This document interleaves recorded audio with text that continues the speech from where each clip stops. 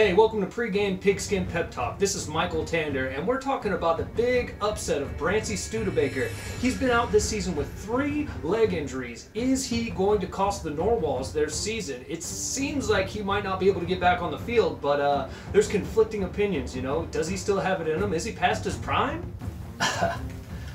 I must say, if I were Brancy, I'd be more nervous than a cat in a room full of rocking chairs. He's been far past his prime for far too long. He's like a soured, pickled persimmon, and I would not be the least bit surprised if his team would leave him out to dry just as soon as they'd leave themselves out to another victory without him. I personally think if he was going to make a move, he would have made a move. And with him being out with these 3 leg injuries, I don't see any possible way he's coming back to do this team any bit of good this season. I'm going to go ahead and just say it. The elephant in the room here, we're going to talk about it. Chipper Crunkley doing PCP on the 2nd game of the Cougar Hawks season. Now, he was a pivotal player, and they somehow made it through into the playoffs without him. But do they have a chance making it anywhere next season without him on the team, his incarceration? It was a cool July when I first learned the ways of the pigskin. Football, a gentleman's game. I would never defile it in such a way. And if I were the coach, I would be inclined to pitch a hissy fit. I'd be a dipped chip if any player of mine thought he could get away with such debauchery. Defiling the good name of sports. It is just such a shame to see such a quality player go down such a dark path. Let's get on to top picks. This season it's been narrowed down to the Chakras and the Gravy Ladles. Both excellent teams with excellent players. But what could happen once we see the end of the playoffs?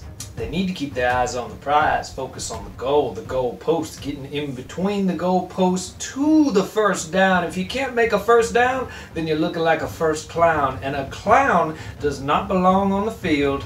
This season, the Chakras are acting like they just fell off a turnip truck, and if I know anything about sour turnips, it means that they're not going in my salad. I'm talking about first down, first and goal. I'm talking about quarterbacks, tight ends, linebackers. I'm talking about special teams. I'm talking about mascots, and I am talking about pigskins, baby. This is the Pre-Game Pig Skin Pep Talk show of all time you've ever seen in your life. If I had to put in my pick, I'm going to have to go with the Chakras on this one. I think they really just had a great turnaround midway season, and I think that they're going to pull out all the stops on this final game, and they're going to be victorious. Oh, darling, bless your heart for thinking such a thing. Bless your heart. It ain't true. It's not going to happen that way, but you know, bless your heart. This season, I do believe that the Chakras are about as useful as a trapdoor in a canoe. By that I mean the Gravy Ladles are looking more delicious than a slab of butter on a hot stack of flapjacks.